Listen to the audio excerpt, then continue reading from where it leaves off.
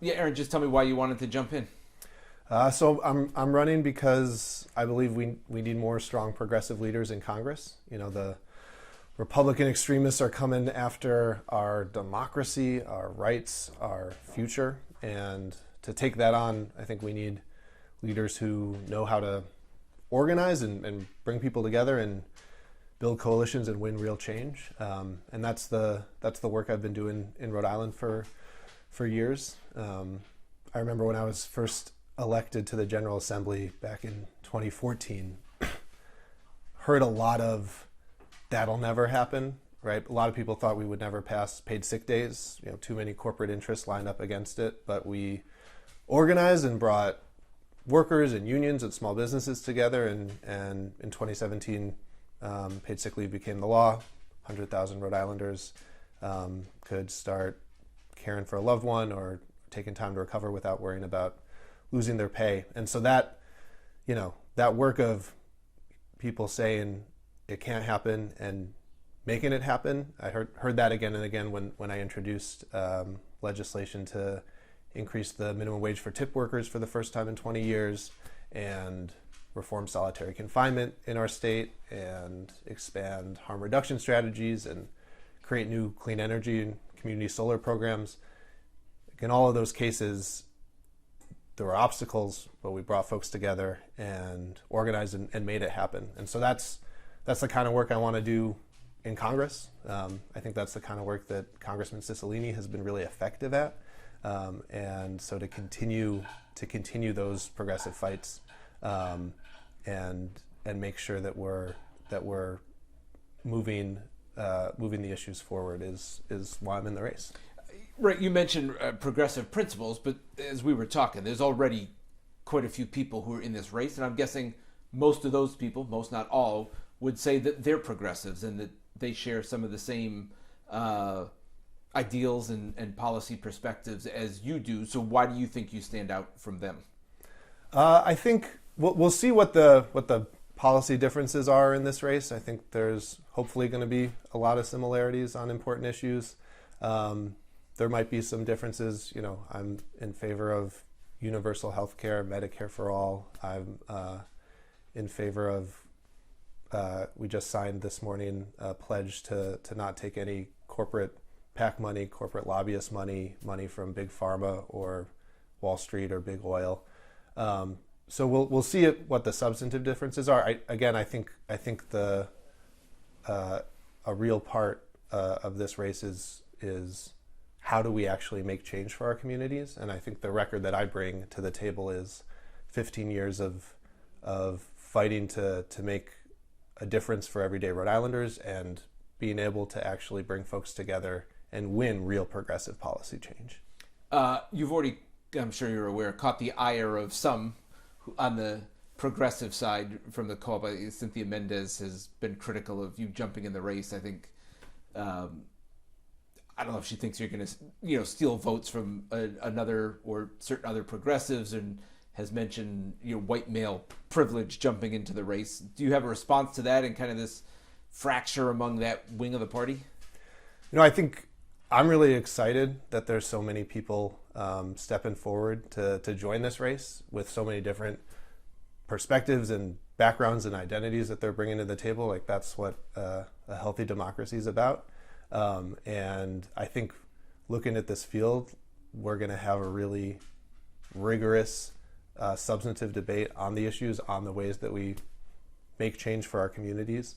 Again, my record is many years of bringing people together and building coalitions and trying to win real concrete changes that'll impact people's lives. And that's a different approach to some, but I think that's the kind of work that David Cicilline has been doing, and I've been grateful for that work, and I think that's what our next congressman needs to do. The video you put together kind of focused on climate. Would you say that's your top priority, or is that hard to narrow down? But where does that fit in? That's definitely a big reason why I'm getting in this race. I'm a dad. I've got a 2-year-old who just turned 2 in March, the same month the United Nations released its final warning that if we don't start taking urgent action on the climate crisis, all of our kids are going to be locked into a permanently dangerous future. That is not a future that's been decided yet. There's still a lot we can do. And so having advocates in Congress who are going to be pushing to take on the fossil fuel industry, which is, it's not an easy thing, right? This is the most powerful industry, the most profitable industry in the history of humanity. They have basically infinite resources to put into corporate lobbying and campaign contributions. And we need folks who are prepared to go toe-to-toe with that and fight for an end to subsidies for fossil fuel, fight for an end to profiteering by oil and gas companies, which is an issue Senator Whitehouse has been leading the charge on. Fight for a shift to a focus on supply, right? The Inflation Reduction Act was a massive achievement and a really important start, focused on the demand side, right? Investing in clean energy, making sure that these industries are going to be growing exponentially in the next few years, which is a huge, huge piece of the puzzle.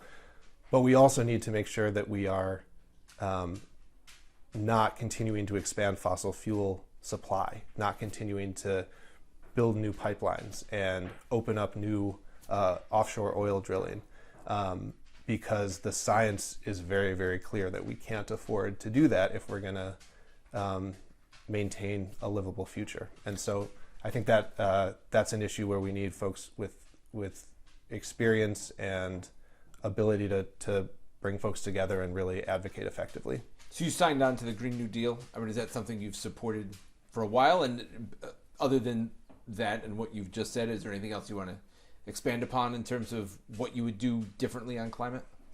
Again, there's a whole lot to do, but the Green New Deal pledge is a list of legislation that has been introduced in Congress that I was proud to pledge to support. Things like investing in green, affordable housing, things like investing in environmental justice, right? Do you think that sets you apart in any way? Because do you think some of the candidates in this race aren't quite willing to go that far?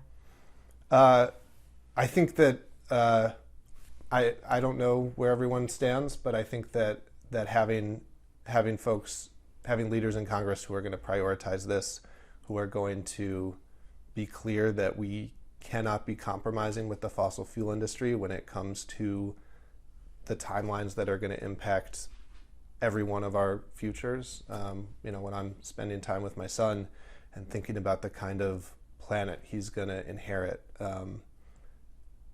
there's a lot of concern right now, but there's a lot we can do. This future isn't decided, and so to join the folks in Congress who've been fighting for ambitious, bold solutions and investments to tackle the climate crisis is the work that I want to do.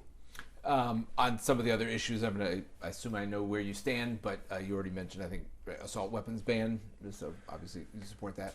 Yeah, absolutely. When I was in the state legislature, I introduced the high-capacity magazine ban every year that I was there, which just recently was passed into law here. We need to get military-style assault weapons off of our streets. And there's a lot of other things we need to do too, right? We need to have a national gun licensing program. We need a national registry. We need to crack down on gun dealers and have more oversight and accountability for the gun industry, right? This is one of the only industries in the country that has been separated out from having to have liability for the impacts of their products. That's something that needs to change. And we also need to be making much more significant investments in community violence intervention, in the kinds of programs that we know can actually break the cycles of violence that happen in our communities in places like Providence. So there's a whole lot of work to do there, and it's infuriating to see the way that the Republican Party kowtows to the NRA and the gun industry, and I'm running to try to take that on.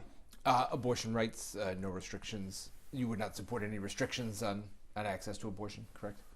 Absolutely. The right of a woman to make her own healthcare decisions is sacred, and this is an existential fight in a lot of ways. Again, the Republican Party is coming after women, coming after fundamental rights in Congress, and we're seeing the way that Republicans, judicial activists, are really throwing the rule of law out the window in order to attack reproductive rights and abortion access. And we need people in Congress who are willing to push back on that, both in the legislature, but to push back against the kind of judicial activism that we're seeing from Republicans right now. Joe Biden, you think he should run again?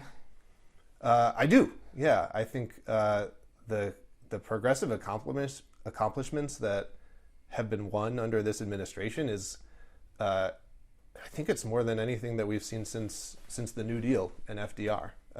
And yeah, I organized weekly phone banking back in 2020 for getting Rhode Islanders to call into Florida and Ohio and other states.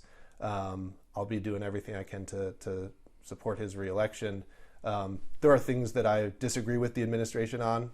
They just okayed a massive new oil pipeline in Alaska and opened up a huge amount of the Gulf to offshore drilling. So there's things to push back on, and that's a thing that Democrats are always doing within our family. But I think Biden has been doing a really, really impressive job, and we need to make sure he's reelected. Yeah, you were a Bernie Sanders supporter a couple years ago, right?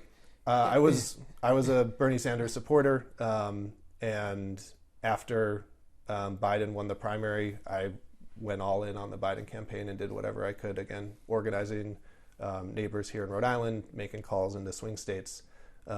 These are really important elections that we face. So hypothetically, if Sanders and Biden ran again, if Sanders tried to primary Biden again next year, what call would you make on that? I don't think that's going to happen.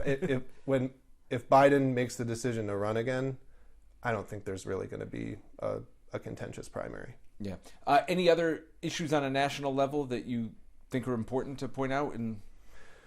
I mean, I think one of the things that's hitting everyday Rhode Islanders' pocketbooks the most right now is cost of living, and there's a lot that we can do at the federal level to take that on. Right, big drug companies are hiking their prices. Big oil has been doing price gouging. There's a lot of ways that this is a manufactured crisis by corporations that have profits that we've never seen before, right? Record-breaking profits that we've been seeing in the last year or two, while regular people are really struggling. And so again, having progressive fighters in Congress who are willing to take on big pharma and take on Wall Street and take on big oil and all of the corporate cash and lobbyists that come with it is something that I think the stakes are really high in this race. In terms of Ukraine, would you support continued military and financial assistance? Yes, absolutely. I think the United States needs to be with Ukraine in every way we can. I'm someone who has historically had concerns about excessive military spending by the United States, had concerns about excessive military entanglements. But this is a fight that the lines are so clear, right? We've got tyranny and democracy literally battling it out, and the Ukrainians are fighting for us. They're fighting for democracy, and we need to be with them in every way we can. Good. All right. Thanks, Aaron. Cool. Hang tight. We'll get a couple of